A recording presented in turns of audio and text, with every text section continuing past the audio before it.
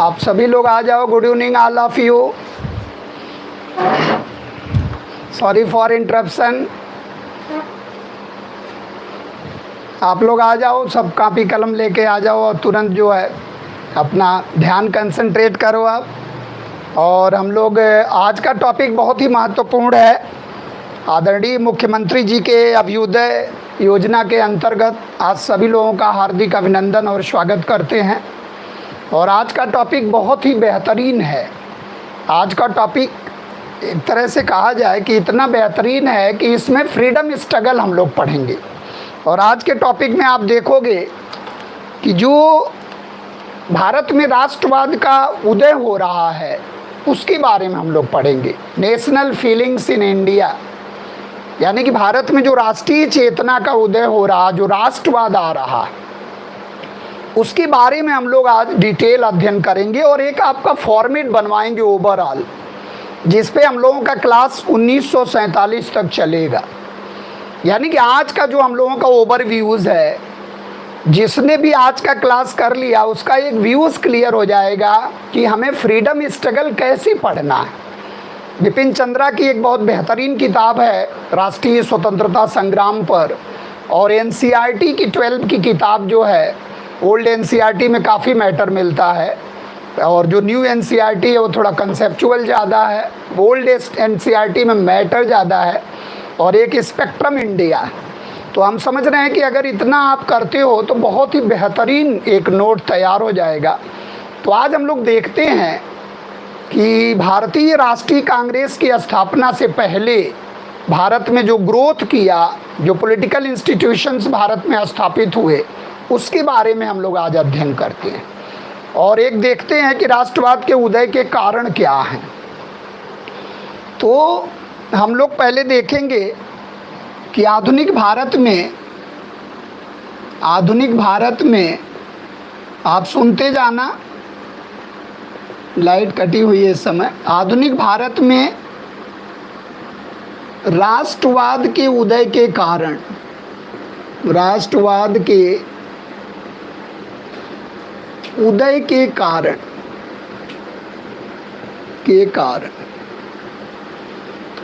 यानी कि causes behind the rise and growth of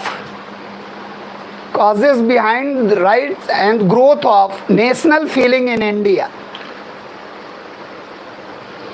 यानी कि भारत में जो राष्ट्रीय चेतना है, जो राष्ट्रवाद है, उसके उदय के क्या कारण हो सकते हैं, उस पर आज हम लोग डिस्कस करेंगे और पूरा फॉर्मेट बनाएंगे।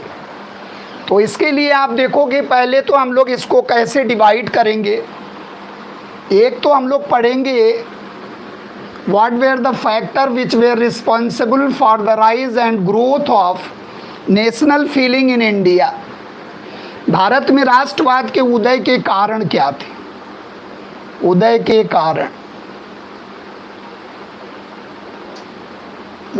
कारण एक तो हम लोग देखेंगे causes of nationalism, factors which where responsible for the rise and growth of national feeling amongst Indian in modern India. राष्ट्र की जो संकल्पना है, कभी आप देखो जो राष्ट्र शब्द है वो वैदिक की अवधारणा है। राज्य और राष्ट्र देखोगे आप तो राष्ट्र शब्द जो फीलिंग्स है वो वैदिक की अवधारणा है। लेकिन जो राष्ट्रवाद है, अगर इसको वाद के रूप में आप देखोगे तो मॉडर्न इंडिया में धीरे धीरे स्टेप बाय स्टेप आ रही है। लेकिन फिर भी हम लोग मान के चलते हैं कि भारत में सांस्कृतिक एकता, भारत में आध्यात्मिक चेतना शुरू से रही। लेकिन राष्ट्र क्या है? लोगों का वह समूह जो एक सोच से, जो एक विचारधारा से, जो एक भाषा से, जो एक संस्कृति से एकजुट होकर एक विचारधारा के अंतर्गत एकजुटता जो दिखाते हैं वो राष्ट्र है। और एक रूपता अगर दिखाई देती है जिस देश में, तो उसको कहते हैं हम लोग राष्ट्रवाद, नेशनलिज्म। तो राष्ट्र क्या है, नेशन क्या है? Nation was feeling, thought process है। जैसे आप देखते हो कि भाषा के आधार पर हम एक होना चाहते हैं। जैसे आप आर्टिकल में देखो, आर्टिकल 343 में राजभाषा हिंदी को जोड़ा गया, यानी कि 1600 भाषाएं थी जब भारत हमारा एक तरह से जब हमारा संविधान लागू हो रहा था। 1600 डायलेक्ट, जिसमें 46% लोग ऐसे थे जो हिंदी को समझते थे और बोलते थे। तो आपने देखा कि भारतीय संविधान में 14 भाषाओं को संवैधानिक दर्जा दिया गया शुरुआती दौर में। फिर आप देखें 1 जुड़ी, फिर 3 जुड़ी, फिर 4 जुड़ी, और आज हमारे संविधान में 22 भाषाओं को संवैधानिक भाषा का दर्जा दिया गया। यानी कि जो फीलिंग है, जो राष्ट्रीय चेतना है, कि राष्ट्रवाद क्या है, राष्ट्र जो है जाति के आधार पर, धर्म के आधार पर एकजुटता, लोगों का समूह जो एक सोच में, जो एक भावना में एक हो जाए, वो फीलिंग है। और भारत किसके लिए फेमस है? विभिन्नताओं में एकता के लिए फेमस है, यूनिटी इन डाइवर्सिटी के लिए फेमस है। जबकि आप यूरोप में देखोगे कि वहाँ बहुलवादी चीज़ें हैं, यानी कि जिसका बहुमत है उसकी संस्कृति थोपी जाती है। जैसे जर्मनी में आपने देखा, हालांकि राष्ट्रवाद आप देखोगे हमारे से पहले उदय हो रहा है यूरोप में, लेकिन मैकियावली का द प्रिंस आप देखो, लेकिन वो जो फीलिंग है वो एक तरह से कह दीजिए बहुलवादी फीलिंग, लेकिन हमारे यहाँ विभिन्नताओं में एकता वाली फीलिंग है। यानी कि हर धर्म, हर मज़हब, हर राष्ट्र, यानी कि हर सोच के लोगों को एक बैनर तले लेकर चलने की आवश्यकता होती है। यानी कि जो फीलिंग आती है उससे, वो जो सोच है, वो जो एक रूपता की भावना है, वो जो बलिदान की एक भावना आती है, वो राष्ट्र का संचार करती है। तो राष्ट्रवाद जो दिखता है, इसीलिए भारत हिंदी को राष्ट्रभाषा का दर्जा, यानी कि फीलिंग्स में आ गया हिंदी। हिंदी क्या है? राजभाषा है, लेकिन अगर इसको राष्ट्रभाषा बनाना है तो लोगों के फीलिंग्स में आ जाए, लोगों के मन मस्तिष्क में आ जाए, तब उसको हम लोग राष्ट्रवाद कहते हैं, राष्ट्रीय चेतना कहते हैं। यानी कि एक तरह से अगर देखा जाए तो राष्ट्रीय चेतना, राष्ट्रवाद, ये सब जो रूप देखते हो आप, वो एक तरह से, तो हम लोग देखेंगे कि वो कारक क्या रहे जो हमें एकजुट रखे, जो अंग्रेज़ों के विरुद्ध, जो विदेशी शक्तियों के विरुद्ध समय समय पर जो हम लोग मुकाबला करते रहे। उसमें क्षेत्रवाद ज़्यादा दिखता है, उसमें क्षेत्रीय संगठन ज़्यादा दिखता है, उसमें स्वार्थ ज़्यादा दिखता है। लेकिन जब 1857 की लड़ाई हुई तो उसमें आपने देखा कि बलिदानी प्रवृत्ति भी दिखी। जैसे कुंवर बहादुर सिंह को देखो आप, रानी लक्ष्मीबाई को देखो आप, खान बहादुर खां बरेली को आप देखो, बख्त खां को देखो, जो हीरो ऑफ द, एक तरह से कह लीजिए क्रांति कहा जाता था। तो वो जो एकजुटता थी, वो जो नेशनल फीलिंग्स था, वो राष्ट्रवादी की चेतना कहीं ना कहीं 1857 के विद्रोह से भी आ रही। तो उसको हम लोग देखेंगे कि कैसे कैसे राष्ट्रवादी चेतना आएगी।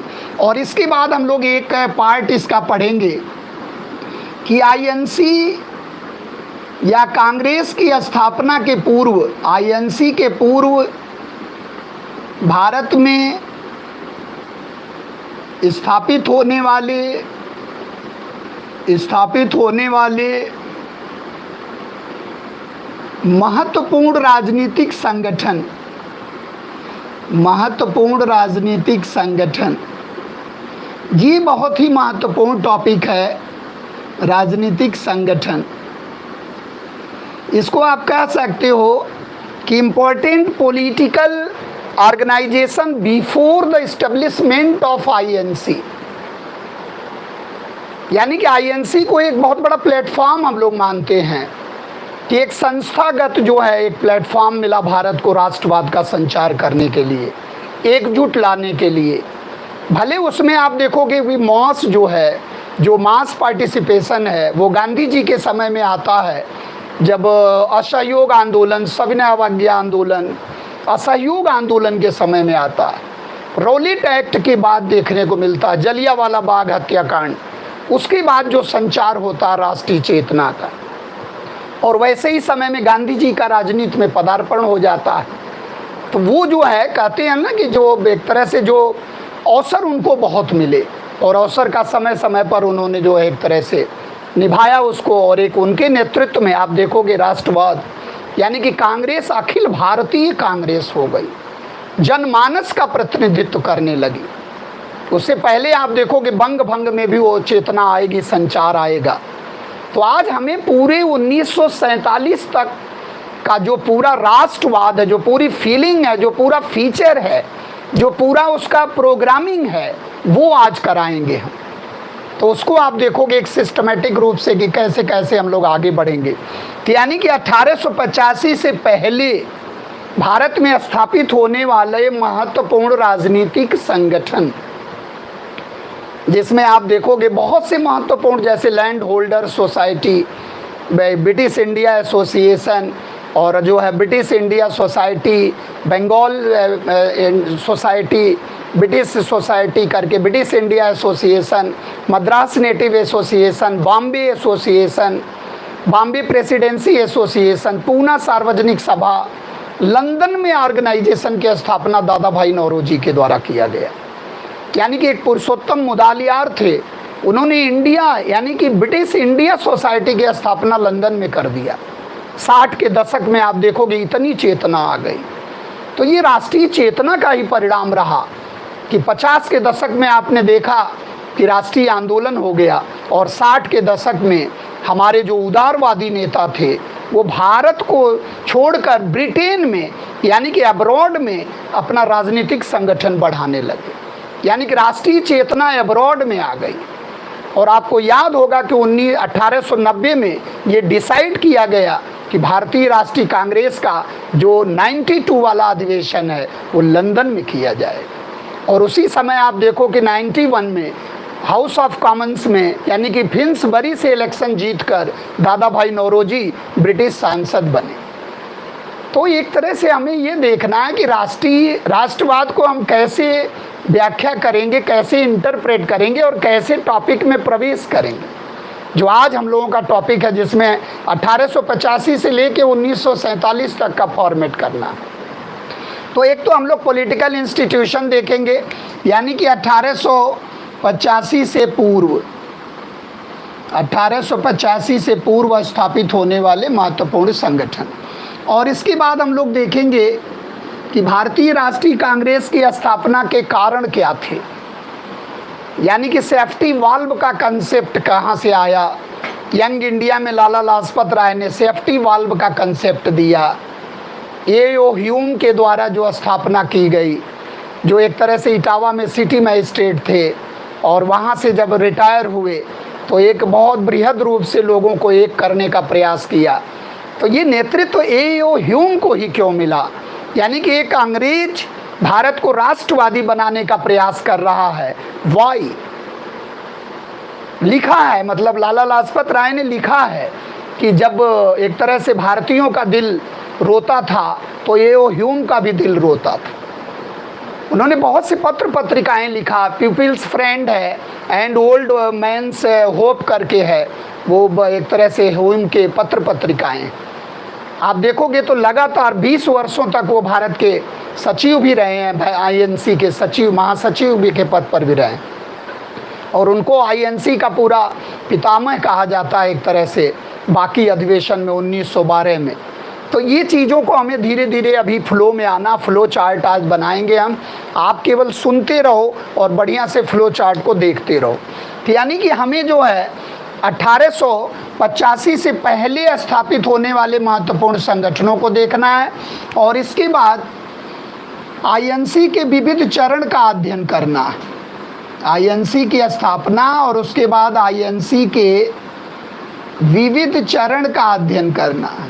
विविध चरण यानी कि डिफरेंट फेजेस ऑफ आईएनसी, जिसमें आप देखोगे कि इसके विविध चरण में आप देखोगे तो उदारवाद है, उदारवादी चरण, लिबरल फेज ऑफ आईएनसी जिसको नरमपंथी भी कहते हैं, नरमपंथी चरण जिसको मॉडरेट्स भी कहते हैं, मॉडरेट्स या लिबरल फेज कहते हैं, मॉडरेट्स कहते हैं, मॉडरेट्स के नाम से जानते हैं, उदारवादी नेता। और इसी से प्रतिक्रिया होगी तो क्या आ जाएगा, उग्र राष्ट्रवादी चरण आ जाएगा। उग्रवादी मत लिख देना आप, उग्र राष्ट्रवादी चरण आएगा। जिसको हम लोग कहते हैं क्या, विचारों में थोड़ी उग्रता आ गई, एक्सट्रीमिस्ट फेज़ है, एक्सट्रीमिस्ट फेज़ है ये। और इसको हम लोग क्या कहते हैं, गरमपंथी चरण, गरम दल वाले, नरम गरम। और इसके बाद आप देखोगे इसी के प्रतिक्रिया स्वरूप एक फेज़ भारत में शुरू होगा जिसको हम लोग क्रांतिकारी चरण कहते हैं, क्रांतिकारी आंदोलन कहते हैं। यानी कि इसमें आप देखोगे एक रिवोल्यूशनरी फेज़ भी आ जाएगा। और इसके बाद जो है, जो कांग्रेस से बाहर है, और लास्ट में आप देखोगे गांधीवादी चरण, गांधीवादी चरण। यहाँ जाके हम लोग एंड करेंगे। और इसी गांधीवादी चरण में आप देखोगे कि दूसरे दौर का क्रांतिकारी आंदोलन शुरू हो जाएगा। तो क्रांतिकारी आंदोलन भारत में आप देखोगे तो 2 फेजेज़ में, एक बार आप फ्लो चार्ट बढ़िया से बना लोगे तो हम समझ रहे हैं क्लियर हो जाएगा आपका विचारधारा। ये जो पहला क्रांतिकारी फेज़ है ये 1897 से शुरू होगा और 1917 तक जाएगा। और इसमें आप देखोगे कि ये 1924 से शुरू होगा और 34 तक जाएगा, सेकेंड फेज़। इसको हम लोग द्वितीय चरण कहते हैं और इसको प्रथम चरण कहते हैं। ये चापेकर बंधुओं से भारत में शुरू होगा जिसको हम लोग रिवोल्यूशनरी फेज़ कहते हैं। यानी कि आप देखो कि उदारवाद से प्रतिक्रिया हुई तो उग्र राष्ट्रवाद पैदा हुआ, और उग्र राष्ट्रवाद में जब तीव्रता आई तो लोगों ने गोली बम पिस्टन की राजनीति को धारण कर लिया, बम बनाने का कारखाना खोलने लगे, अस्त्र शस्त्र की सप्लाई शुरू कर दिया, हिंसा आगजनी में विश्वास करना शुरू कर दिया। तो जाहिर सी बात है कि कांग्रेस के प्लेटफॉर्म पर तो वो होंगे नहीं, लेकिन उनका अल्टीमेट उद्देश्य क्या है कि पूर्ण स्वराज्य। अगर किसी की आप देखोगे, अगर किसी का उद्देश्य फ्रॉम द बिगिनिंग बिल्कुल क्लियर एंड ट्रांसपेरेंट था तो वो हमारे अमर जवान शहीद, यानी कि जो हमारे राष्ट्रवादी, जो हमारे एक तरह से कह लीजिए क्रांतिकारी हैं, जैसे चापेकर ब्रदर्स हैं, जैसे बीडी सावरकर हैं, जैसे आप देखोगे एक तरह से कह लीजिए कि अश्वनी कुमार दत्त हैं, आपके प्रफुल्ल चाकी हैं, खुदीराम बोस हैं, भगत सिंह हैं, और आपके राजगुरु हैं, और अशफाकुल्ला खां हैं, सुखदेव हैं। तो ये लोग जो हमारे हैं वो क्रांतिवीर हैं। कांग्रेस में आप देखोगे तो 1920 तक मांग क्या रही है कि अंग्रेजों के रहने पर हमें विकास देखना, जिसको हम लोग क्या नाम देते हैं, डोमिनियन स्टेटस, जिसको हम लोग नाम देते हैं कि औपनिवेशिक स्वराज। तो कभी कभी आईएएस में क्वेश्चन आता है कि भारत में जो मांग है कांग्रेस की शुरुआती दौर में वो कैसी मांग है, तो आप 1920 तक लगभग देखोगे वही औपनिवेशिक स्वराज्य बना रहता है। उसके बाद जब मास पार्टिसिपेशन आता है तब आप देखोगे धीरे धीरे पूर्ण स्वराज्य की ओर देश बढ़ता है। और कांग्रेस के मंच से अगर आप पूर्ण स्वराज्य देखो तो वो कहीं ना कहीं लाहौर अधिवेशन फेमस रहता है, जबकि उसकी घोषणा पहले हो गई थी। एम ए अंसारी के नेतृत्व में 1927 में मद्रास अधिवेशन हुआ, जहां साइमन कमीशन के विरोध की भी बात कही गई और वही बात की गई कांग्रेस के मंच से पूर्ण स्वराज्य की। लेकिन बाद में मोतीलाल नेहरू के द्वारा जो है एक तरह से ढुलमुल नीति अपनाई गई, और कलकत्ता अधिवेशन 1928, फिर आप देखोगे 1929 में लाहौर अधिवेशन। तो वहाँ लाहौर अधिवेशन में रावी नदी के तट पर मध्यरात्रि को पूर्ण स्वराज्य का संकल्प लिया गया, और प्रति वर्ष 26 जनवरी को स्वाधीनता दिवस मनाने का संकल्प लिया गया। और पहला स्वाधीनता दिवस 26 जनवरी 1930 को मनाया गया। तो ये चीज़ हमें ध्यान रखना कि कैसे कैसे हम फेजेस को कैसे देखेंगे। आपके दिमाग में पूरा 1947 तक का खाका आज आ जाएगा, एक फ्लो चार्ट आपके दिमाग में आ जाएगा, क्योंकि फ्रीडम स्ट्रगल सबसे महत्वपूर्ण part, the most important part कभी भी सिलेबस आप देखो, entire concept of history plus freedom struggle, ये सिलेबस रहता है। यानी कि पूरी हिस्ट्री को आप देख लो, अगर बैलेंसिंग किया जाए तो पूरा हिस्ट्री एक तरफ और फ्रीडम स्ट्रगल एक तरफ। तो इसके प्रवृत्ति को हमें समझना है, इसके फीलिंग्स को समझना है, इसमें हमें रचना बसना है, तब आप इसको समझ पाओगे टॉपिक को। तो आप देखो जो लिबरल फेज है, जिसको हम लोग नरमपंथी चरण कहते हैं, वो 1885 से लेकर और इसको बंग भंग तक ले जाओगे आप।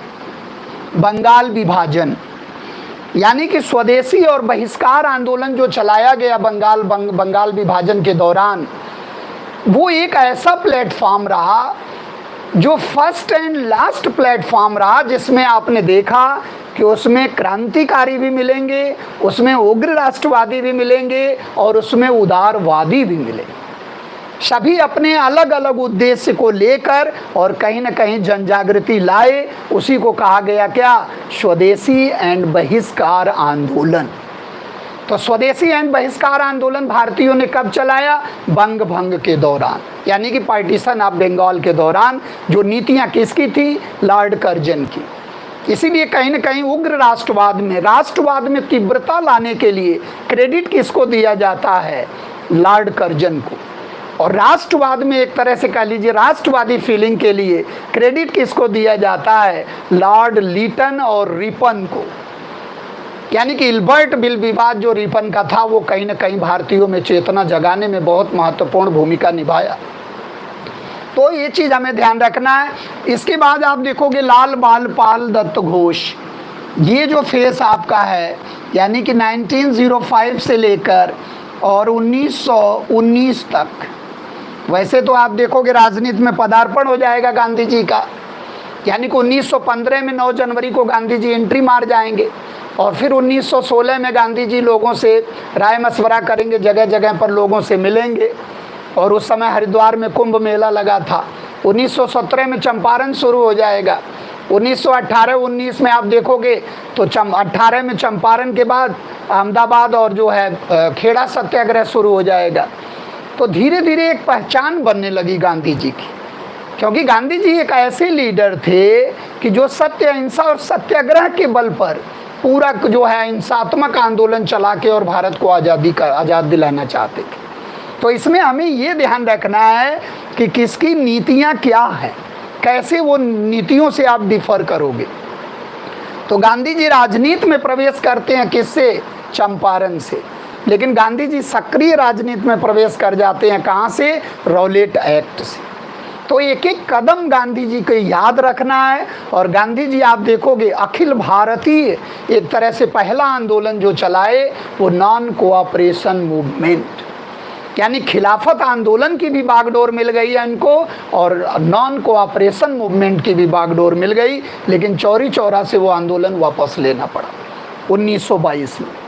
तो 1920 और 22 के दौर में आप देखोगे तो एक मास पार्टिसिपेशन दिखाई देगा, यानी कि एक अखिल भारतीय कांग्रेस का रुख दिखाई देगा और उससे अंग्रेज एक तरह से घबरा जाते हैं। तो अखिल भारतीय स्तर का गांधी जी का, इसलिए गांधी जी के आंदोलन को क्या नाम दिया जाता है, struggle pause, struggle pause, struggle pause, संघर्ष विराम, संघर्ष विराम, संघर्ष विराम। तो ये चीज़ हमें ध्यान रखना है कि 1905 से लेकर 1919 तक। इसके बाद आप देखोगे लास्ट फेज जो है गांधीयन फेज आ जाता है, जो 1919 से शुरू होगा और 1947 तक ले जाएंगे इसको। तो क्रांतिकारी चरण आपको ध्यान रखना है कि जो पहले दौर का क्रांतिकारी चरण है, इसमें भारत में भी है और विदेशों में भी है।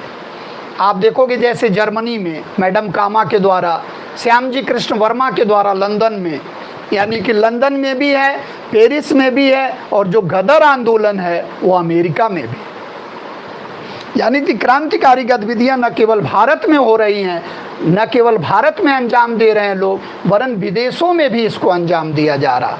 जैसे गदर आंदोलन, गदर मूवमेंट, और आपका श्यामजी कृष्ण वर्मा के द्वारा इंडिया हाउस की स्थापना कर दी गई वहाँ जो है लंदन में, और फिर ये पेरिस चले गए और वहाँ इनकी मुलाकात होती है भारतीय क्रांति की माँ के नाम से मशहूर मैडम कामा से। यानी कि मैडम रुस्तम भीखा जी कामा जो वंदे मातरम पत्रिका निकालती थी और जो पहला तिरंगा झंडा जो है वहाँ से फहराई थी। तो एक तरह से हमें ये चीज़ ध्यान रखना है कि हम कैसे स्टेप बाय स्टेप इसको जो है आगे बढ़ाएंगे। तो हम लोग चलते हैं अपने पहले टॉपिक के तरफ, यानी कि उदय के कारण क्या थे। अब उदय के कारण में आप देखोगे तो बहुत से फैक्टर इसमें मिलेंगे।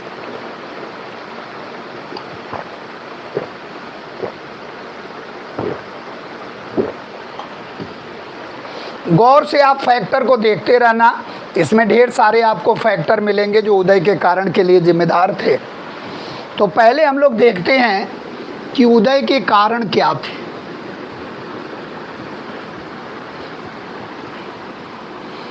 भारतीय राष्ट्रवाद के जो उदय के कारण है उसमें आप लिख सकते हो, बहुत ढेर सारे पॉइंट हैं। इसमें आप देखोगे पहला जो पॉइंट है इसमें 1857 के विद्रोह की भूमिका, विद्रोह की भूमिका पॉइंट बनाते चले जाओगे आप, क्योंकि मेंस का टॉपिक है, प्री में भी कभी कभी मिल जाएगा। इसमें आप देखते हो कि 1857 के विद्रोह में हम लोगों की विफलता हो गई और फेल्यूर इज की टू सक्सेस। असफलता से जितनी प्रेरणा मिलती है शायद सफलता से नहीं मिलती। सफलता तो व्यक्ति को और थोड़ा सा वो बना देता, ओवर कॉन्फिडेंस में आ जाता, लेकिन जो असफलता है उस पे व्यक्ति क्या है कि पुनरावलोकन करता है। तो इसमें हम लोगों के जो बलिदान हुए इसमें कभी वो एक तरह से जाया नहीं गए। जो इसमें आपने देखा मंगल पांडे को जो फांसी हुई वो एक बड़ा मौस, एक तरह से कह लीजिए जनता को जोड़ने में, क्रांतिकारी गतिविधियों को भी अंजाम देने में, राष्ट्रवाद के भी उद्गार में बड़ी महत्वपूर्ण भूमिका निभाई। आधुनिक शोध अनुसंधान जो आ रहे हैं उसमें इसको एक महासंग्राम के रूप में देखा जा रहा, जिसको कि अंग्रेज जो है बहुत कम करके आके थे, एक झड़प के रूप में इसको देख रहे थे, एक आंधी तूफान के रूप में देख रहे थे।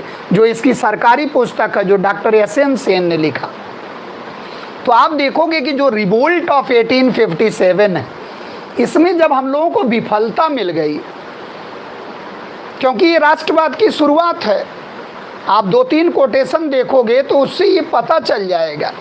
जैसे एक सर जॉन सीले का कोटेशन है कि भारत एक भौगोलिक अभिव्यक्ति है। आप कभी भी सीले का कोटेशन देखो तो वो कहता है क्या कि India is merely a geographical expression. ऐसा ही कोटेशन जर्मनी के बारे में बोला गया था, तो जर्मनी का एकीकरण हो गया। आपको कोई कह दे कि आप केवल भूगोल मात्र हो और आप में कोई चेतना का संचार नहीं है, तो जाहिर सी बात है कि प्रतिक्रिया तो होना ही होना। और 1883 में ये कोटेशन बोला था सर जॉन सीले ने, और 1800 आप देखोगे तो एक तरह से कह लीजिए उसी दौर में जॉन स्ट्रेची ने कहा था कि भारतीयों में न कभी एकता थी, न होगी और न आगामी भविष्य में भी न होगी। और एक आर कूपलैंड करके था जो आईएएस में क्वेश्चन भी आया था कि कूपलैंड एक ऐसे विचारक थे जिन्होंने एक बात कहा था। कूपलैंड का एक बहुत बड़ा विचार था कि उन्होंने कहा कि जो भारत में राष्ट्रवाद है वो अंग्रेजी संतान है, यानी कि अंग्रेजी देन मानते हैं। कूपलैंड का कोटेशन आया था कि किस विचारक का ये कहना है कि भारतीय राष्ट्रवाद अंग्रेजों की संतान, लेकिन अंग्रेजों ने इसके साथ सौतेला व्यवहार किया। जैसे होता है ना कि एक तो ओरिजिनल संतान हो, एक जो है डुप्लीकेट संतान हो। इसको दूध नहीं पिलाया, इसका पालन पोषण नहीं किया, वरन समय समय पर इसको क्या किया, शोषण किया, और उसमें उत्पन्न हुआ राष्ट्रवाद। क्योंकि आप देखोगे जैसे मुनरो का एक कोटेशन है कि स्वतंत्र यानी कि समाचार पत्रों की स्वतंत्रता और विदेशी शासन ये दोनों एक साथ नहीं चल सकते हैं। अगर कहीं विदेशी शासन है तो प्रेस और मीडिया, समाचार पत्र कभी स्वतंत्र नहीं हो सकता। तो ऐसे कोटेशन आएंगे, ऐसे समझना आपको। तो आप इसको समझे हुए हो, कभी भी आ जाए कि what were the factors, what were the circumstances which were responsible for the national feeling. क्योंकि अभी तक जो आप टॉपिक पढ़ रहे थे वो यही तो पढ़ रहे थे, धर्म और समाज सुधार आंदोलन आपने पढ़ा, तो जो पुनर्जागरण है वो भी कहीं ना कहीं इसमें बहुत बड़ा उद्गार दे रहा। अब इससे आप देखो कि एक तो पत्र पत्रिकाओं को लिखना शुरू कर दिए, एक अपने नाटक मंच के द्वारा विचार प्रस्तुत करना शुरू कर दिए, एक जो है क्षेत्रीय रीजनल साहित्य का विकास होना शुरू हो गया, एक राष्ट्रीय चेतना का शुरुआत होना है जहाँ से प्रारंभ हो गया। तो ये राष्ट्रवाद के लिए एक तरह से कह लीजिए महत्वपूर्ण भूमिका, क्योंकि जब इसमें हम लोग असफल हुए तो हम लोग क्या चिंतन करने लगे कि सब क्या कारण है कि हम लोग इस विद्रोह में हिंदू मुस्लिम एक होने के बाद भी असफल हो गए। तब उसमें जब हम लोग कारण की तलाश किए तो उसमें कारण क्या मिला? Lack of able leadership and lack of national platform, यानी कि राष्ट्रीय मंच का अभाव, राष्ट्रीय संस्था का अभाव, राष्ट्रीय चेतना का अभाव, योग्य नेतृत्व का अभाव। तब हम लोगों ने स्टडी करना शुरू किया, और जब राष्ट्रीय मंच की हम लोगों ने एक तरह से स्टडी करना शुरू किया, यानी कि हमें किसकी ज़रूरत है? एक राष्ट्रीय मंच की ज़रूरत। अब इस राष्ट्रीय मंच के लिए आप देखोगे कांग्रेस के स्थापना से पहले पॉलिटिकल ऑर्गेनाइजेशन हम लोग पढ़ेंगे, लेकिन 1857 से पहले आप देखोगे वो पॉलिटिकल ज़्यादा रहते हैं, कल्चरल ज़्यादा रहते हैं, स्पिरिचुअल ज़्यादा रहते हैं, क्षेत्रीय ज़्यादा रहते हैं, स्वार्थपरक ज़्यादा रहते हैं। लेकिन वही 1857 के विद्रोह के बाद आप देखोगे नेशनल फीलिंग से ओतप्रोत हो जाते हैं। आप देखो कि यानी कि राजनीतिक संस्था लंदन में चली गई 60 के दशक में, तो एक एक दशक की फीलिंग हम लोगों को देख के चलना है, तब हम लोग राजनीतिक संगठनों का अध्ययन करेंगे।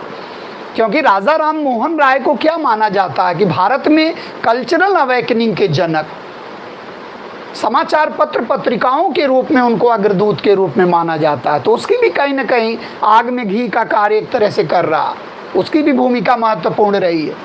तो राष्ट्रीय मंच की आवश्यकता थी, और इसी राष्ट्रीय मंच की तलाश हम लोग कर रहे थे, और वो आईएनसी दे दिया किसने?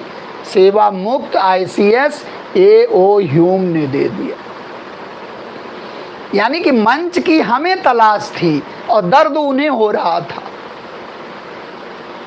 यानी कि सेवा मुक्त होने के बाद उसने उसके कई रिपोर्ट आए हैं, गोपनीय रिपोर्ट हैं। उसमें आप देखोगे कि जब 1857 का विद्रोह हो रहा था तो इटावा में वो सिटी मजिस्ट्रेट था, और इस इटावा में वो मजिस्ट्रेट था, और उसको स्त्री भेष धारण करके भागना पड़ रहा था। तो AO ह्यूम ने जब स्टडी किया और अपने कई वॉल्यूम की रिपोर्ट प्रस्तुत किया लॉर्ड लीटन के समय में, तो आप देखोगे उस पर अध्ययन हुआ 9 वॉल्यूम की रिपोर्ट। और ये सारी कार्रवाई कब मालूम पड़ी? जब 1912 में उसकी डेथ हो गई और उस पर जीवनी कार्य लिखा गया, यानी कि बेडन वर्ग ने उसकी जीवनी लिखा, और 1912 के अधिवेशन के में उसको जो है क्या कहा गया, ये ह्यूम को, यानी कि भारतीय राष्ट्रीय कांग्रेस का एक तरह से पितामह कहा गया, पिता कहा गया। तो आप देखोगे कि बेडन वर्ग ने जो ह्यूम की जीवनी लिखी, उसमें आप देखो उसके रेफरेंस को देखने से ऐसा पता चलता है कि वो एक जुटता लाना चाह रहा, लेकिन अंग्रेज भारतीय जनमानस को एकजुट करना चाह रहा। वाई? क्या अपने पैर में कुल्हाड़ी मारना चाह रहा? इंडियन नेशनल कांग्रेस की स्थापना के लिए संकल्प तैयार कर रहा। कलकत्ता विश्वविद्यालय को छात्रों को जो है कह रहा साल्ट ऑफ द अर्थ, यानी कि उनको कह रहा है कि ये पृथ्वी पे नमक की तरह है, इनकी भूमिका बड़ी महत्वपूर्ण है, यानी कि नमक के बिना हमारा जीवन संभव नहीं है। तो वो ऐसे एक कर रहा है, और लोगों से कह रहा क्या, गवर्नर जनरल वायसराय से कह रहा क्या कि ये जो संचित असंतोष है, ये जो कृषकों का असंतोष है, ये जो शिल्पकारों का असंतोष है, ये जो जमींदारों का असंतोष है, ये जो पढ़े लिखे शिक्षित लोगों का असंतोष है, ये जो मजदूरों का असंतोष है, इसके सुरक्षित निकासी के लिए एक प्लेटफॉर्म की ज़रूरत है।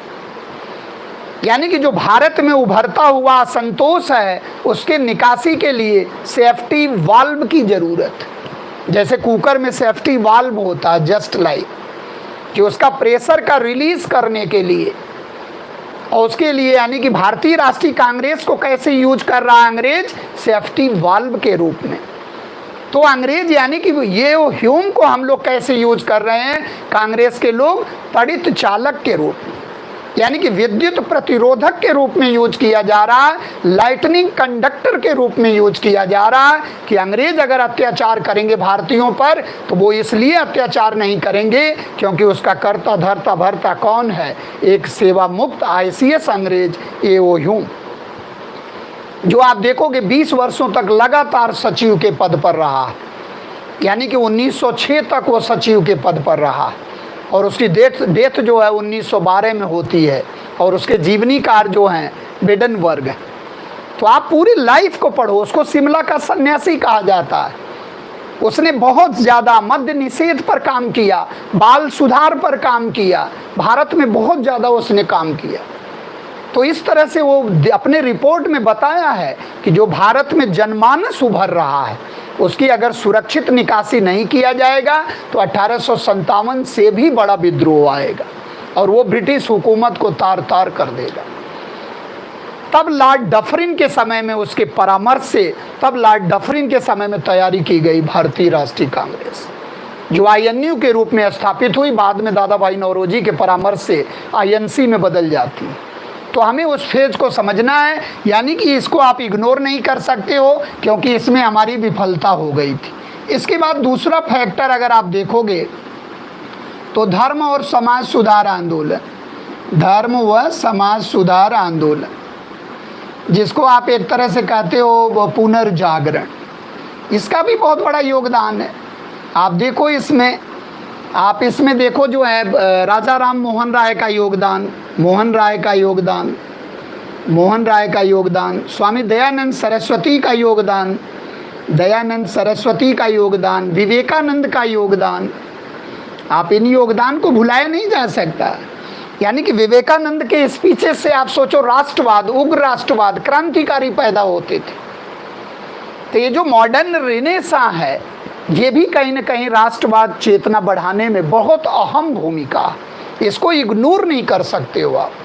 गौ रक्षा आंदोलन चला रहे हैं स्वामी दयानंद सरस्वती, हिंदी को राष्ट्रभाषा का रूप दिला रहे हैं, स्वदेशी स्वशासन स्वराज्य की बात कर रहे हैं, जो बाल गंगाधर तिलक को स्वराज्य मिल रहा है, जो राष्ट्रीय आंदोलन को स्वदेशी स्वराज्य मिल रहा है, जो उदारवादी नेताओं को स्वदेशी स्वराज्य मिल रहा है, वो किसकी जुबान से निकला हुआ? वो स्वामी दयानंद सरस्वती के जुबान से निकला हुआ। और उनका कहना है कि विदेशी शासन, विदेशी वस्तुएं कितनी भी अच्छी हों लेकिन बुरे से बुरे स्वदेशी से अच्छी नहीं हो सकती। यानी कि जो जनमानस में स्वदेशी स्वराज्य और स्वशासन की लहर दौड़ी वो due to the contribution of Arya Samaj and Dayanand Saraswati. Bharat भारतीयों का है ये नारा लगाए, बैक टू वेदास का नारा लगाए, तो ये क्या राष्ट्रवादी चेतना में उद्गार के लिए महत्वपूर्ण नहीं है? बहुत महत्वपूर्ण है। तो आप अपने दिमाग को, पूरी अपनी समझ को विकसित करो। आपकी समझ जितनी विकसित होगी IAS उतना करीब रहेगा। यानी कि आप जितने समझदार हो जाओगे, जितने इंटेलेक्चुअल हो जाओगे, जितने बुद्धिजीवी हो जाओगे, उतना ही लक्ष्य आपके पीछे पीछे दौड़ेगा। आप लक्ष्य के पीछे नहीं दौड़ोगे। गौतम बुद्ध ने जब समाधि लगा लिया न तो लक्ष्य उनके पास चल कर आया, ज्ञान उनके पास आया, ज्ञान के पास वो नहीं गए। आलार कलाम रुद्रक रामपुत्र को उन्होंने रिजेक्ट कर दिया था, इनमें गुरुत्व नहीं है, अब हम स्वयं में गुरुत्व लाएंगे। तो आपके अंदर खुद में गुरुत्व है और वो जब गुरुत्व आ जाएगा तो लक्ष्य बखूबी चल कर आएगा। क्योंकि भारत में कहा जाता है कि प्यासा कुएं के पास नहीं जाता है, कुआं ही प्यासे के पास आता और प्यास बुझा के चला जाता है। अगर आप में खुदा है, आप में अगर खुदी है तो खुदी को बुलंद करोगे, लक्ष्य अपने आप चल कर आएगा। तो ये चीज़ हमें ध्यान रखना है कि मोहन राय को हम पत्र पत्रिकाओं का जनक मानते हैं। आप ब्रह्मनिकल मैगजीन देखो, आप संवाद कौमुदी देखो, आप बहुत से पॉलिटिकल इंस्टीट्यूशन आप देखो, वेदांत कॉलेज देखो, आप हिंदू कॉलेज आप देखो, वेद मंदिर है, प्रज्ञाचार्य है, आपका जो है गिफ्ट टू मोनोथीज्म है, और आप देखोगे मिरातुल अखबार है जिस पर लाइसेंस यानी कि एक तरह से प्रतिबंध लग गया था। एडम्स के लाइसेंसिंग एक्ट में। तो पत्र पत्रिकाओं की पूरी ढेर लगा दिया, दर्जनों भाषाओं के ज्ञाता। तो जो ये अंग्रेजी का ज्ञान प्राप्त करके भारतीय एक तरह से वहाँ जो है लंदन जा रहे हैं और लंदन से लिटरेचर सीख के आ रहे हैं, उससे फ्रेटर्निटी, इक्वलिटी और ब्रदरहुड की भावना आएगी, स्वतंत्रता, बंधुता और एक तरह से कह लीजिए समानता के भाव आएंगे। जो लोकतांत्रिक क्रांतियाँ हैं, दुनिया में जितनी लोकतांत्रिक क्रांतियाँ हुई उससे भी सीखने को मिला, उसका भी प्रभाव कहीं ना कहीं आप देखो इस पर पड़ा है। तो पूरे वैश्विक परिवेश को लेके चलना है, तब इस पॉइंट को आप पूरी तरह से जान पाओगे और समझ पाओगे। इसके बाद आप देखो पुनर्जागरण का महत्वपूर्ण योगदान रहा। उसके बाद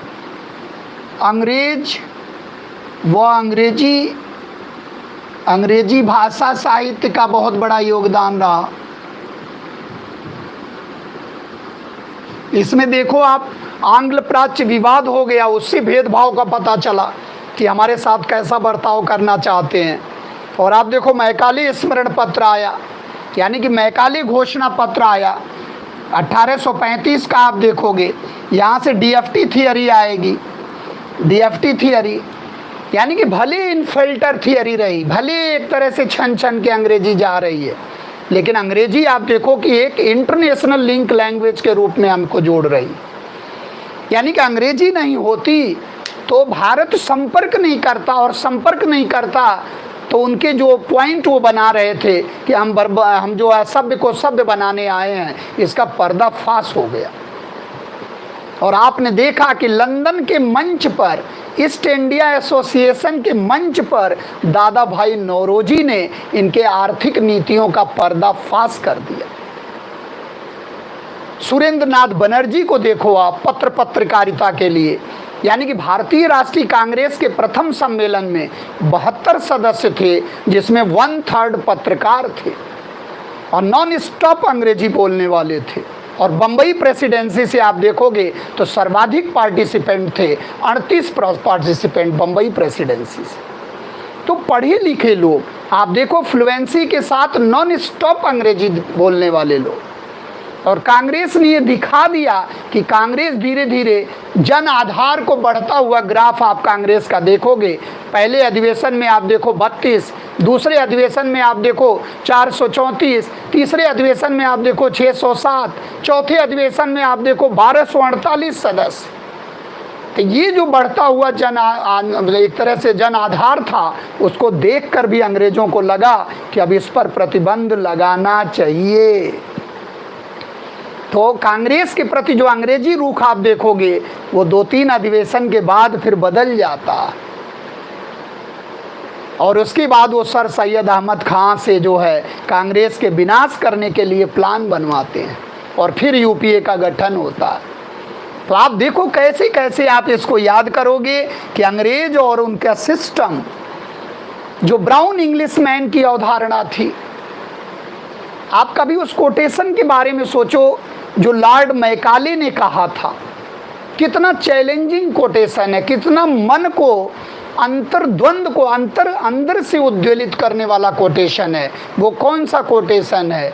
वो कोटेशन है कि यानी कि यूरोप के एक लाइब्रेरी के, एक अलमीरा के, एक रैक का जो साहित्य है वो समस्त भारत और अरब के साहित्य से बड़ा है, साहित्य से बढ़िया। सोचो कैसा, मतलब एक संकीर्ण विचार, किस तरह की सोच मैकाले की। वही मैकाले जो विधि आयोग का एक तरह से अध्यक्ष रहा भारत में, उसका योगदान भी रहा। जाने अनजाने में उसने, अंग्रेज कभी भी भारत के पक्ष में काम नहीं करते थे, लेकिन उस समय वो भारतीयों के लिए कर्ज होता था जो nowadays become as a blessing. जैसे रेलवे को देखो आप, टेलीग्राफ देखो आप, इंफ्रास्ट्रक्चर देखो आप, सड़क सुविधा देखो आप, जीटी रोड आप देखो, यानी कि लॉर्ड ऑकलैंड आप देखो, लॉर्ड हार्डिंग तक आते आते जीटी रोड का कंसेप्ट, और लॉर्ड डलहौजी तक आते आते आप देखो, यानी कि टेलीग्राम, रेलवे भी इसमें उद्गार लाने में बहुत बड़ा सहायता किया। तो इसको रटने की ज़रूरत नहीं है, समझ विकसित हो गया तो ये टॉपिक आपके दिलो दिमाग में छा जाएगा। तो इसको ध्यान रखना, अंग्रेज और अंग्रेजी। और उसके बाद आप देखोगे समाचार पत्रों की भूमिका, समाचार पत्र पत्रिकाओं की भूमिका, पत्रिकाओं की भूमिका आप देखोगे ये अग्नि में घी का काम करेंगे एक तरह से। जो समाचार पत्र रहते हैं, पत्रिकाएं रहते हैं, और इस पे सेंसरशिप एक्ट आप देखो शुरू से चल रहा था। यानी कि एक तरह से चार चार आप देखो प्रेस एजेंसियां आ गई। 1860 में पहली एजेंसी आई, यानी कि राइटर्स एजेंसी करके थी। फिर आपका जो एसोसिएटेड प्रेस ऑफ इंडिया आया, फिर फ्री न्यूज़ सर्विस करके आया।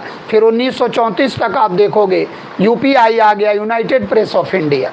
चार जो है प्रेस की एजेंसीज थी। तो ढेर सारे समाचार पत्र।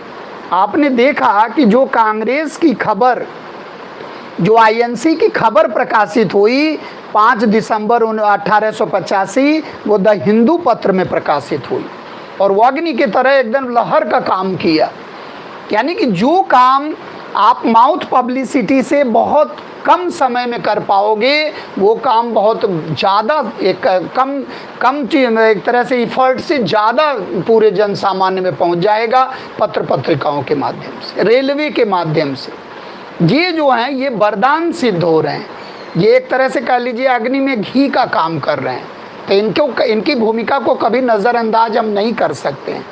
इसके बाद आप देखोगे कि एक जो है लॉर्ड लीटन, इनको याद ही करना पड़ेगा। लॉर्ड लीटन की प्रतिक्रियावादी नीतियां, लॉर्ड लीटन के द्वारा किए गए कार्य, ये प्रतिक्रियावादी ही था, टोटली आग उगलने वाला वायसराय गवर्नर जनरल।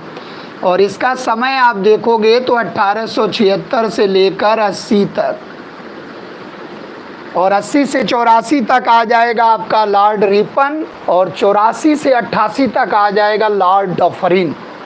और उसी लॉर्ड डफरिन के समय में कांग्रेस का जन्म होता है। तो ये चीज़ हमें ध्यान रखना है कि लॉर्ड लीटन की प्रतिक्रियावादी नीतियाँ, और इसमें क्या हो सकता है। एक तो आपका रॉयल टाइटल एक्ट, यानी कि उपाधि अधिनियम करके था, शाही उपाधि अधिनियम करके आया, अधिनियम जो 1876 का था। और इसी में आप देखोगे कि 1877 में, अब 1876 से 78 के बीच में बहुत बड़ा अकाल पड़ा। अब आप देखो राष्ट्रीय चेतना कैसे आती और लॉर्ड लीटन कैसे जिम्मेदार है, उग्र राष्ट्रवाद के लिए जिम्मेदार है, क्रांतिकारी गतिविधियों के लिए जिम्मेदार है। कैसे जिम्मेदार है उसको आपको प्रूफ करना पड़ेगा, उसे आपको लिखना पड़ेगा सिस्टमेटिक। इसकी जितनी नीतियां रही, चाहे वो वर्नाकुलर प्रेस एक्ट हो, चाहे आर्म्स एक्ट हो, चाहे आपका रॉयल टाइटल्स एक्ट हो, चाहे वो अफगान युद्ध हो, सारा बेफजूल की खर्ची वाली नीतियां रही।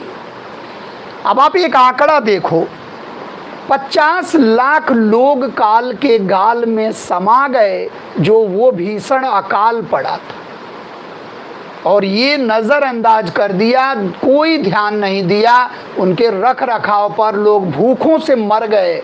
और ये करोड़ों रुपया खर्च करके दिल्ली दरबार का आयोजन कर रहा। 1877 में इसने ग्रांड दिल्ली दरबार का आयोजन किया और वहाँ रानी विक्टोरिया को कैसरे हिंद की उपाधि से नवाजा जा रहा। आप सोचो, ऐसी स्थिति है कि वो कहते हैं ना कि बंगाल का एक पत्रकार था, उसने लिखा है कि नीरो बंसी, रोम जल रहा था और नीरो बंसी बजा रहा था। अब सोचो इस पे क्या होगा अगर ये प्रतिक्रिया हो रही है, कैसरे हिंद की उपाधि से नवाजा जा रहा है, तो हमारे पत्र पत्रिकाओं के द्वारा उस पर जरूर जो है आलोचनात्मक टीका टिप्पणी की जाएगी और इनके नीतियों का पर्दाफाश होगा। इसलिए आया क्या, वर्नाकुलर प्रेस एक्ट, जिसको सुरेंद्रनाथ बनर्जी ने क्या कहा कि ये आसमान से वज्रपात हुआ है। यानी कि अगर देसी भाषा में कोई समाचार पत्र प्रकाशित हो रहा है तो अब वो प्रकाशित नहीं होगा। अब आप सोचो कैसे कैसे बंदिशें आ रही हैं। और टारगेट किसको किया गया? मोतीलाल घोष का अमृत बाजार पत्रिका। और अमृत बाजार पत्रिका ने क्या किया? रातों रात इंग्लिश मीडियम में अपना एडिशन ला दिया। यानी कि टारगेटेड कौन था? अमृत बाजार पत्रिका, लेकिन उसने स्वरूप चेंज कर दिया। तो लास्ट में पकड़ में आया कौन? ईश्वर चंद्र विद्यासागर का सोम प्रकाश। एक ढाका प्रकाश था, एक सहचर था, एक सोम प्रकाश टारगेट में आया और उसको जो है एक तरह से प्रतिबंधित कर दिया गया। तो इसको गैगिंग एक्ट कहते हैं। यानी कि नो अपील, नो दलील, फैसला ऑन द स्पॉट।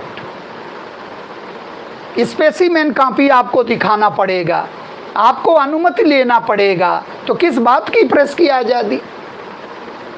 इसीलिए वो थॉमस मुनरो का कथन याद आता है कि विदेशी शासन हो और प्रेस की स्वतंत्रता हो, ऐसा हो नहीं सकता है, क्योंकि ये दोनों पैराडॉक्स हैं।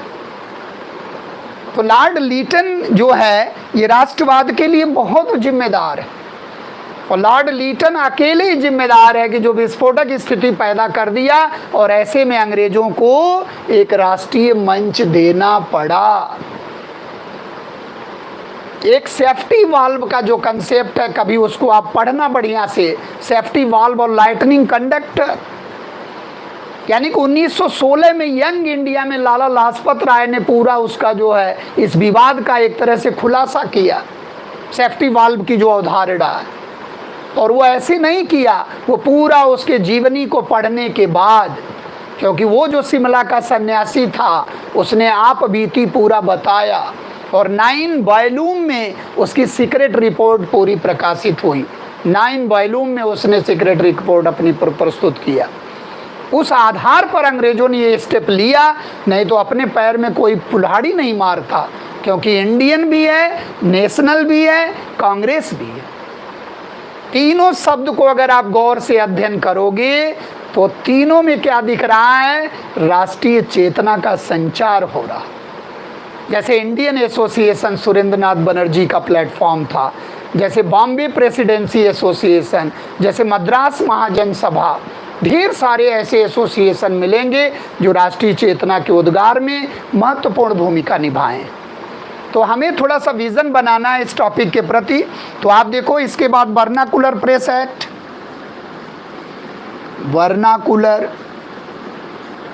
Vernacular press act. और वर्नाकुलर प्रेस एक्ट आप देखो कि 78 का है, और 82 में इसको रिपन के समय में समाप्त कर दिया जाएगा। यानी कि रिपन अपने उदारवादी विचारों के लिए जाना जाता। क्यों? क्योंकि इसने घाव लगाया और उसने मरहम लगाने का काम किया। यानी कि एक प्रतिक्रियावादी भेजा जा रहा, तो दूसरा जाहिर सी बात है कि उदारवादी भेजा जाएगा, जो भारत का शुभेच्छु के रूप में दिखे। उसी के समय में आप देखो पंचायती राज व्यवस्था की नींव पड़ी, उसको भारत में लोकल सेल्फ गवर्नमेंट का जनक माना जाता है, जबकि चोलों के समय से ये सिस्टम शुरू हो गया था। जनगणना हम लोग शुरू से कराते थे, नियमित जनगणना का जनक उसे माना जाता है।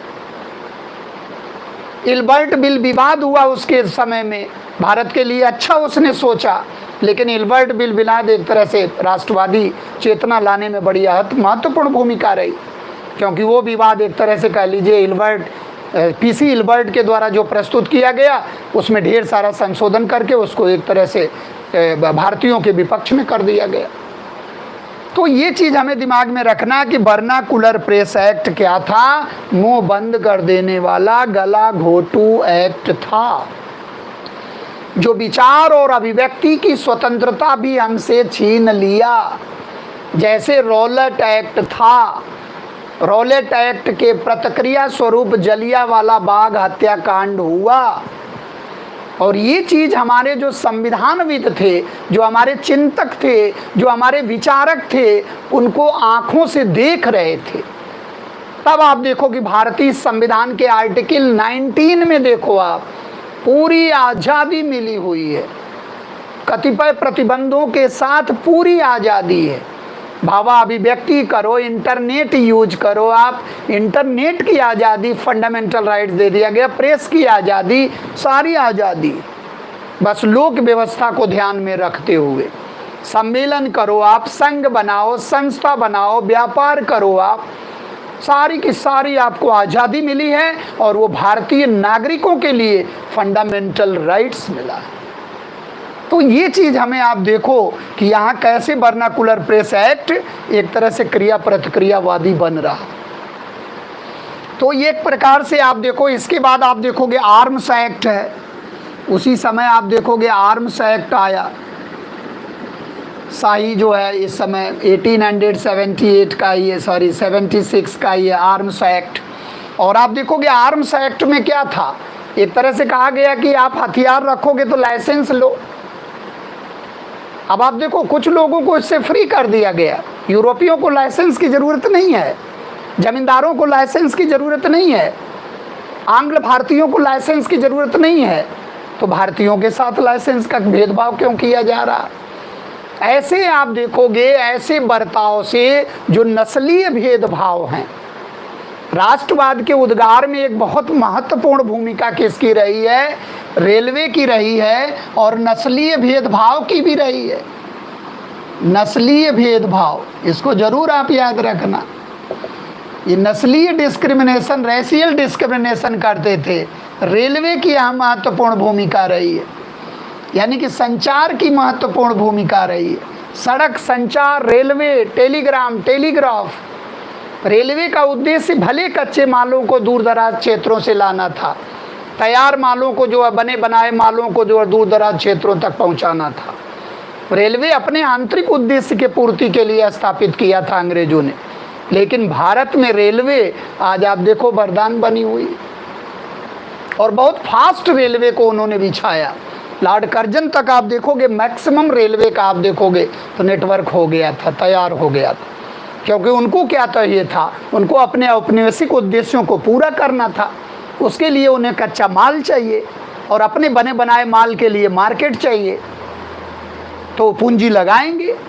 नहीं तो आप देखो धन का निष्कासन आप पढ़ो, जो आर्थिक नीतियाँ, जो आर्थिक शोषण है, अंग्रेजों के द्वारा किया गया भारत का आर्थिक शोषण, राजस्व नीतियाँ इस राष्ट्रवाद के लिए अहम भूमिका निभाई। तो ये भी एक पॉइंट बनेगा कि अंग्रेजों के द्वारा किया गया आर्थिक शोषण, यानी कि औपनिवेशिक काल में अंग्रेजों के द्वारा किया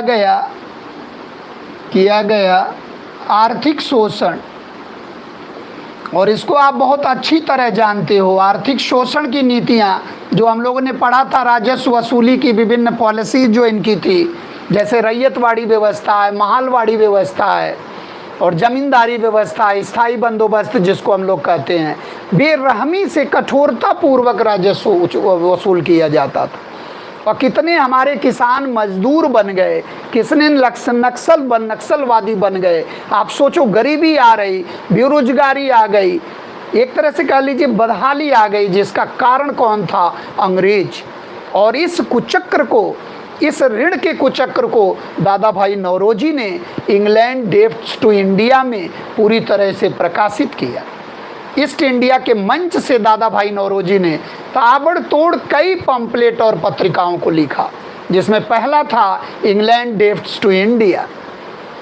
उसके बाद poverty and un British rule in India किताब थी उनकी, 68 में आ गई। उसके बाद आप देखोगे the wants and means of India, on the commerce of India, ढेर सारे पंपलेट आप देखोगे 1870 तक, यानी कि 1867 से लेकर लगातार ईस्ट इंडिया एसोसिएशन पर आप देखोगे कि दादा भाई नौरोजी ने उस मंच से भारत पर जो कहर बरपा रहे थे अंग्रेज, जो आर्थिक शोषण कर रहे थे, आर्थिक नीतियों का पर्दाफाश किया गया। ये जब उदारवादी चरण में हम लोग उदारवादी नेताओं के उपलब्धियों का अध्ययन करेंगे, तब इन पॉइंट्स को वहाँ शामिल करेंगे। जब कांग्रेस को ओवरऑल हम लोग पढ़ेंगे कि कांग्रेस की स्थापना के पीछे उद्देश्य क्या है, तब आप देखोगे सेफ्टी वाल्व को हम पूरी तरह समझाएंगे। आज तो हम लोग ये देख रहे हैं कि ये उद्गार आया कैसे, सारे पॉइंट्स को आप क्लब कर लो। जितना आज तक आपने पढ़ा है उसको आप क्लब कर लोगे तो ये चीज़ों का आपको पता चलता चला जाएगा। इसके बाद आप देखोगे लॉर्ड लीटन यानी कि लॉर्ड रिपन, लॉर्ड रिपन की भी एक नीति बड़ी जो है, आप देखो लॉर्ड रिपन हमारे बारे में अच्छा सोचता था, लेकिन इसके समय में एक विवाद हो गया जिसको इल्बर्ट बिल विवाद कहते हैं। इल्बर्ट बिल विवाद, इसको समझो आप क्या हुआ इसमें। पीसी इल्बर्ट जो है, जो कार्यकारिणी के एक विधि सदस्य थे, उनके द्वारा ये बिल तैयार किया गया। और ये बिल की आवश्यकता क्यों पड़ी? क्योंकि आप देखो कि जो एक जज थे वो रिटायर हुए, एक जज जो है रिटायर हुए कलकत्ता हाई कोर्ट में।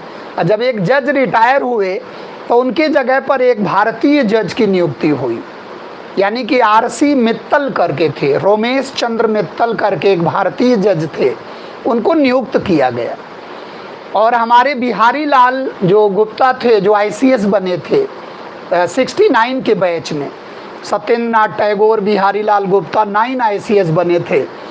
तो आप देखोगे कि उसमें जो है और बिहारी लाल गुप्ता ने एक सुझाव दिया कि भाई अगर अंग्रेज जज बन रहा है और भारतीय जज बन रहा है तो बोथ है सिमिलर राइट्स, दोनों को समान शक्तियाँ मिलनी चाहिए। यानी कि एक जो भारतीय जज है वो यूरोपीय मुकदमे की सुनवाई करेगा, जबकि अंग्रेज नस्लीय भेदभाव के अंतर्गत इसको स्वीकार नहीं करना चाहते थे। तो इस मुद्दे को लेकर आप देखोगे तो बहुत बड़ा एक हंगामा हो गया, विरोध हो गया, और यूरोपीय डिफेंस एसोसिएशन बना डाला अंग्रेजों ने। वाइट म्यूटनी हो गया, जिसको हम लोग श्वेत विद्रोह के नाम से जानते हैं। वाइट म्यूटनी हो गया और अंत में त्यागपत्र देकर जाना पड़ा किसको? Lord Ripon. और बाद में एक जूरी बना, और जूरी में जो है आप देखोगे यानी कि 50% सदस्य जो है यूरोपीय रखे गए। तो इसका मंतव्य ही खत्म हो गया।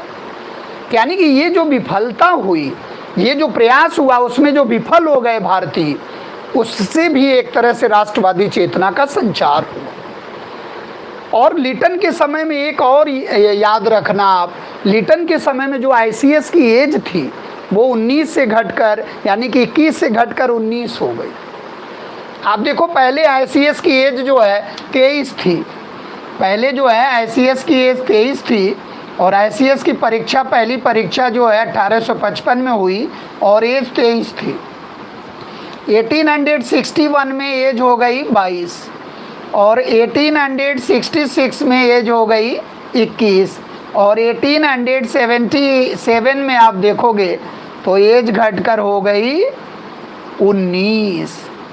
अब आप देखो कि जब एज 19 हो जाएगी और ग्रेजुएशन क्वालिफिकेशन रखा जाएगा तो बहुत से तो ऐसे ही एलिजिबल हो जाएंगे। यानी कि पता चला परीक्षा देने से पहले ही वो एक तरह से कह लीजिए कि वो एक तरह से एलिजिबल ही नहीं रहा, क्योंकि ग्रेजुएशन मस्ट भी कंपलसरी, और 18 साल में तो ग्रेजुएशन होता, 19 साल में। अंग्रेज भी घबरा गए। तो इसके लिए सुरेंद्र नाथ बनर्जी ने एक बहुत बड़ा एजिटेशन चलाया था। सुरेंद्र नाथ बनर्जी इंडियन एसोसिएशन वाले हैं, इंडियन नेशनल एसोसिएशन, जो 1876 में संस्था स्थापित हुई, आनंद मोहन बोस और सुरेंद्र नाथ बनर्जी, जो कांग्रेस के पहले अधिवेशन में भाग नहीं लिए थे क्योंकि उनका खुद का इंडियन नेशनल कॉन्फ्रेंस चल रहा था जो 86 में कांग्रेस में मर्ज कर जाएगा। तो आप देखो कि सुरेंद्र नाथ बनर्जी के द्वारा इसके लिए सिविल सर्विसेज आंदोलन चलाया गया। फिर बाद में आप देखो अंग्रेज़ों ने इसके एक तरह से कह लीजिए आंदोलन का प्रभाव पड़ा, और लास्ट में जो है जो आईसीए वो एक्ट आया, यानी कि 1892 का जो इंडियन काउंसिल एक्ट आया, वहाँ तक पहुँचते पहुँचते आप देखोगे फिर एज हो जाएगी 23। तो ये बहुत बड़ा एक तरह से कह लीजिए भारतीयों को रोका जा रहा था। तो एक प्रकार से हमें एक चीज़ ध्यान में रखना है कि ये जो पूरे पॉइंट हैं ये राष्ट्रवाद के उद्गार के लिए बड़ी महत्वपूर्ण भूमिका निभाए हैं। फिर इसके बाद हम लोग देखते हैं, अब हम लोग पहुंचते हैं इसके जो दूसरे फेज़ में।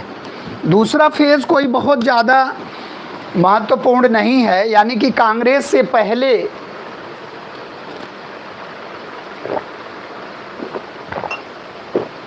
कुछ समय में उसको हम लोग कर लेंगे, बहुत ज़्यादा नहीं है। इसको आप एक बार ध्यान रखना कि कभी भी राष्ट्रीय चेतना का उद्गार आ जाए भारत में, तो राष्ट्र की संकल्पना को देखते हुए और इस पॉइंट को आपको अच्छी तरह से लिखना है और इस पॉइंट को अच्छी तरह से समझना।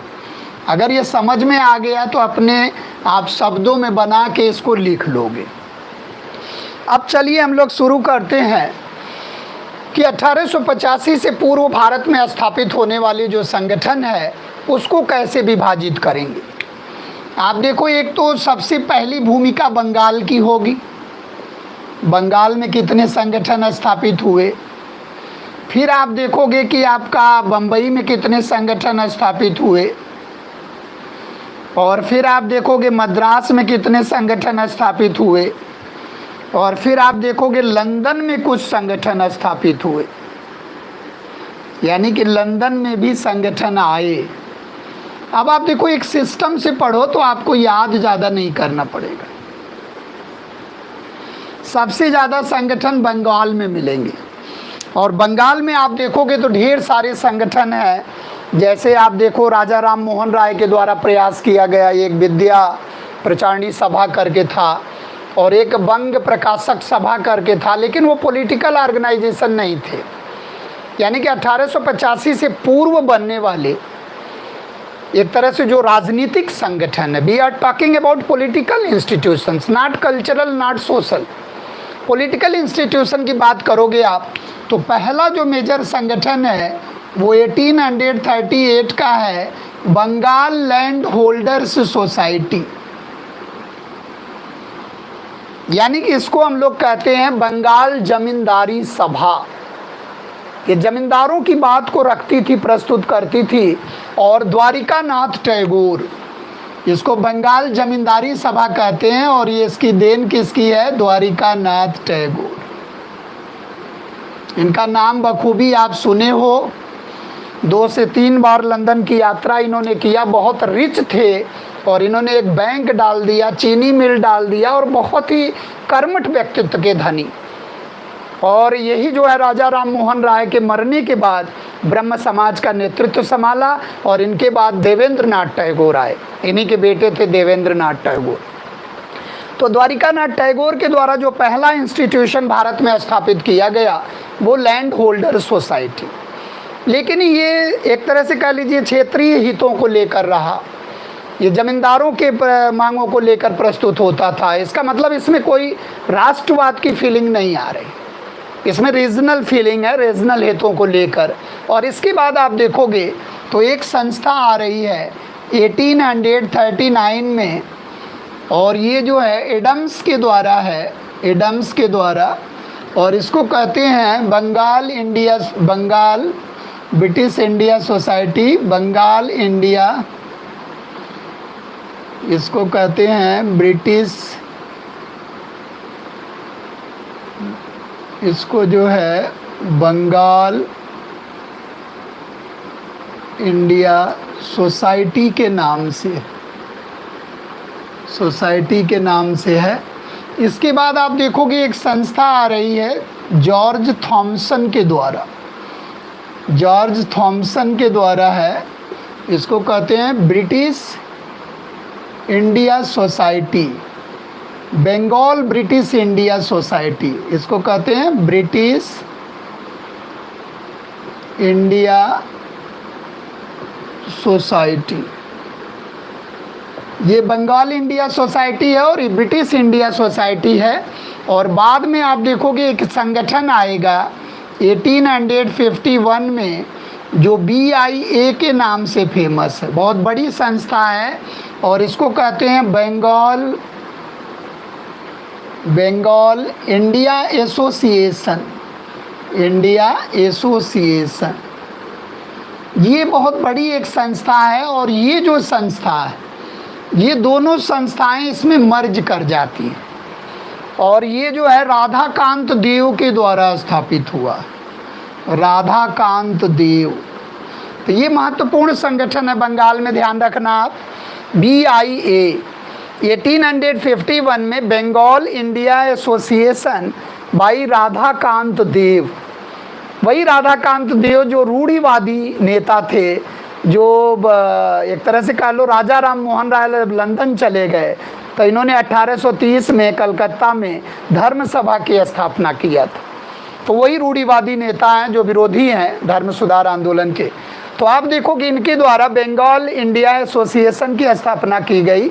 और इसके बाद आप देखोगे तो यहाँ जो है 1817 के दशक में आप आओ, इंडिया लीग 75 में एक आती है इंडिया लीग। इंडिया लीग एक संस्था करके आती है जो शिशिर कुमार घोष की है, शिशिर कुमार घोष। ये मिलाने के लिए कभी कभी क्वेश्चन आता है, आप याद रखना। इंडिया लीग है। इसके बाद एक बहुत बड़ा संगठन आता है इंडियन एसोसिएशन, सुरेंद्र नाथ बनर्जी का है, इंडियन नेशनल एसोसिएशन या इंडियन एसोसिएशन। और ये बहुत चर्चित जो है जो है सक्रिय सदस्य हैं, इंडियन एसोसिएशन बाई सुरेंद्र नाथ बनर्जी, यानी कि एसएन बनर्जी। इन्हें ज़रूर ध्यान रखना आप, एसएन बनर्जी। और एक जो है आनंद मोहन बोस, आनंद मोहन बोस। सुरेंद्र नाथ बनर्जी को ध्यान रखना, जिन्होंने सिविल सर्विसेज की एज बढ़ाने के लिए आंदोलन भी किया था, और इनको जो है ज्यादती करके हटा दिया गया था सिविल सर्विसेज के पोस्ट से, पद से। तो ये ध्यान रखना कि एसएन बनर्जी ने इंडियन एसोसिएशन के द्वारा जनमानस को जगाने का प्रयास किया। और ये जो है बड़ा महत्वपूर्ण एक तरह से कह लीजिए राजनीतिक संगठन है, क्योंकि अब यहाँ देखोगे आप तो 76 का मतलब क्या है कि लॉर्ड लीटन का आगमन। और लॉर्ड लीटन का आगमन का मतलब क्या है कि प्रेस एक्ट है, वर्नाकुलर प्रेस एक्ट है, आर्म्स एक्ट है, उन सब का विरोध करता हुआ ये नजर आएगा संगठन। और इसके बाद आप देखोगे कि सुरेंद्र नाथ बनर्जी के द्वारा ही एक संगठन बनाया गया 83 में, आईएनसी, इंडियन नेशनल कॉन्फ्रेंस।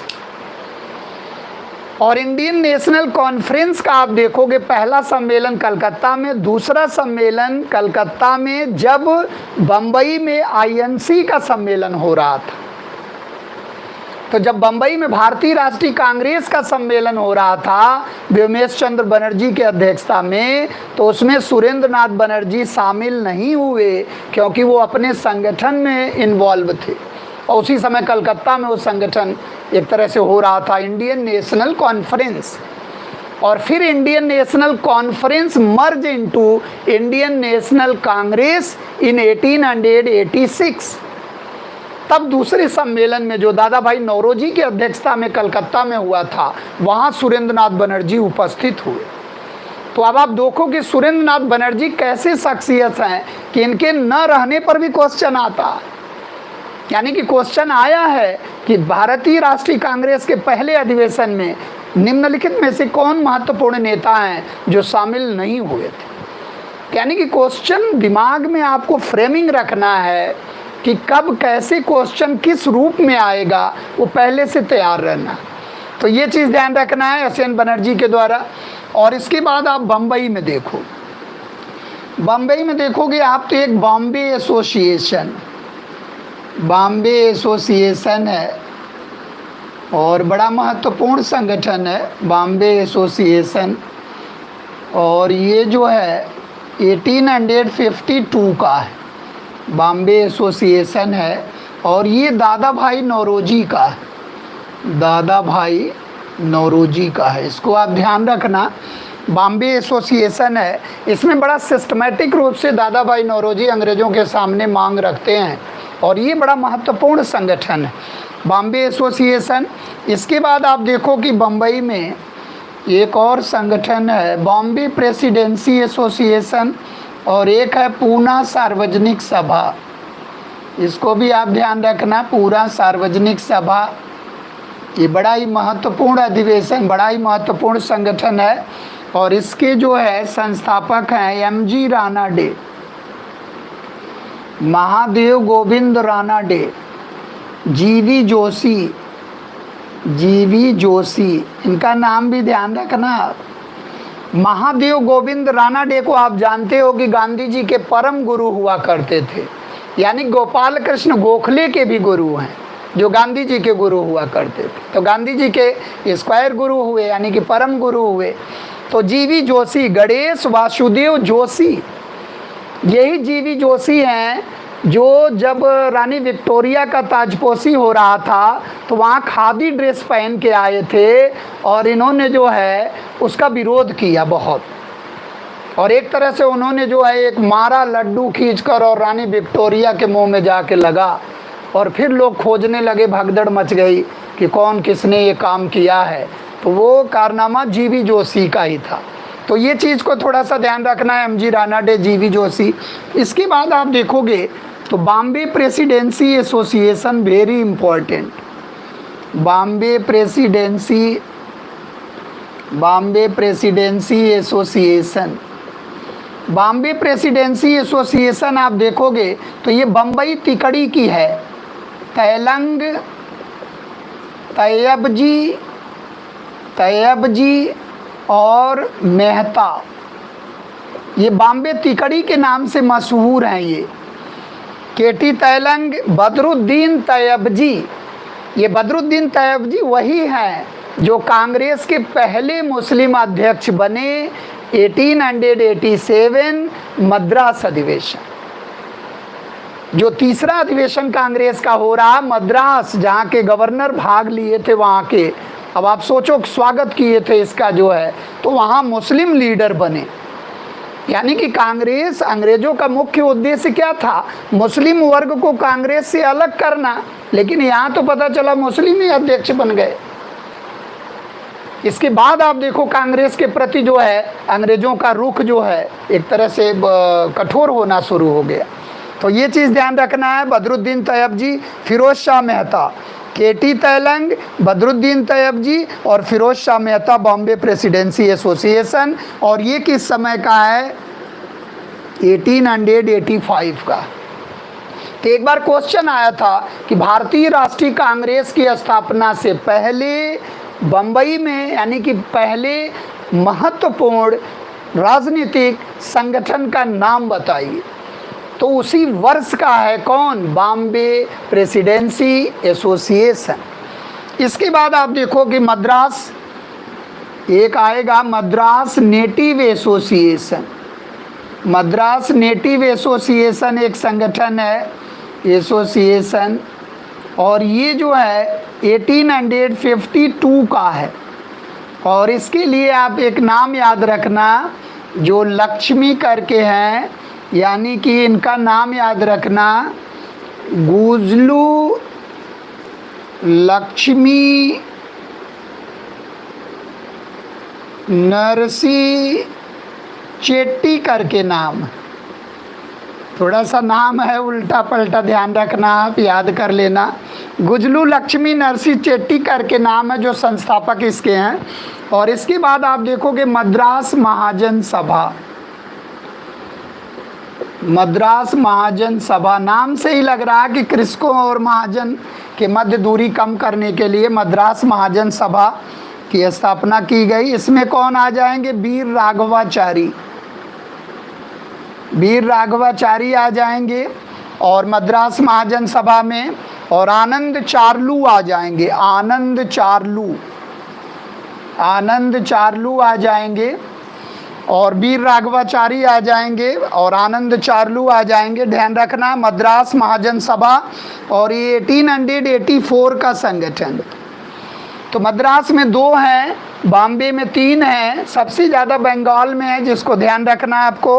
और लंदन में 3 संगठन। बस यहीं पर हम लोग इंड करेंगे। लंदन में आप देख लो 1 मिनट, यानी कि भारत से बाहर जाकर संगठन डाल दिया लोगों ने। अब लंदन में चहलकदमी शुरू हो गई। और लंदन में आप देखोगे दादा भाई नौरोजी के द्वारा कई संगठन स्थापित किए जाएंगे। एक इंडियन रिफॉर्म एसोसिएशन स्थापित किया जाएगा, एक इंडिया हाउस जिसके डिग्वी अध्यक्ष रहते हैं 88 में इंडिया हाउस की स्थापना की जाएगी। इंडिया हाउस जहाँ से इंडिया पत्रिका निकलती थी एक, वो भी दादा भाई नौरोजी के प्रयासों से। तो आप यहाँ ध्यान रखना, लंदन में 1862 में एक पुरुषोत्तम मुदालियार हैं, मुदालियार के द्वारा ब्रिटिश यानी कि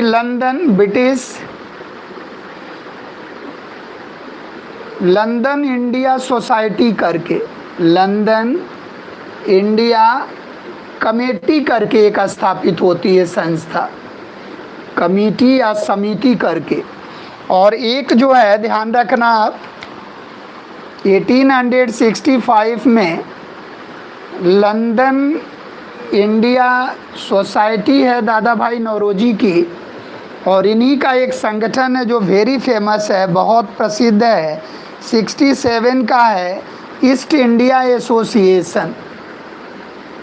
इसको ज़रूर याद रखना, ईस्ट इंडिया एसोसिएशन 1867 का है दादा भाई नौरोजी का ईस्ट इंडिया एसोसिएशन।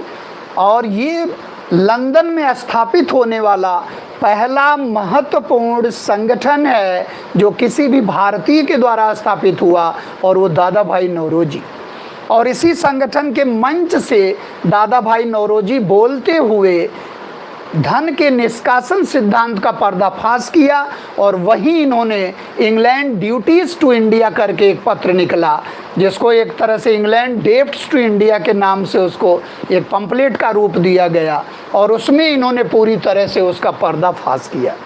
तो कभी भी आ जाए पर कैपिटा इनकम निकालने वाले, 20 रुपया उस ज़माने में इन्होंने इनकम निकाला था, तो पर कैपिटा इनकम निकालने वाले, grand old man of India, आर्थिक नीतियों का पर्दाफाश करने वाले दादा भाई नौरोजी, जो इंग्लैंड डेब्ट्स टू इंडिया के नाम से एक पंपलेट निकाले थे। इसके बाद इनकी पुस्तक आ जाती है जो भारतीय आर्थिक इतिहास पर पहली पुस्तक है, poverty and un British rule in India. जबकि भारत का आर्थिक इतिहास किसने लिखा? आर.सी. दत्त ने लिखा, और वो कब लिखा था? 1901 में लिखा था। तो कभी भी आ जाए कि भारत का आर्थिक इतिहास के लेखक कौन है? आर.सी. दत्त। और भारत के आर्थिक इतिहास पर पहली पुस्तक तो दादा भाई नौरोजी का British poverty and un British rule in India. तो ये आज हम लोगों ने बखूबी इस टॉपिक को पढ़ा। इसके बाद हम लोग आ जाएंगे factors which where responsible for the INC.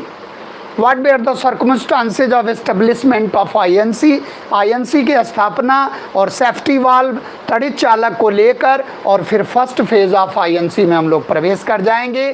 तो जय हिंद, जय भारत। इन्हीं शुभकामनाओं के साथ हम वाणी को विराम देते हैं, और आप सकुशल रहें, घर पर रहें और कंसंट्रेशन के साथ पढ़ाई करें। Thank you all of you. Good night.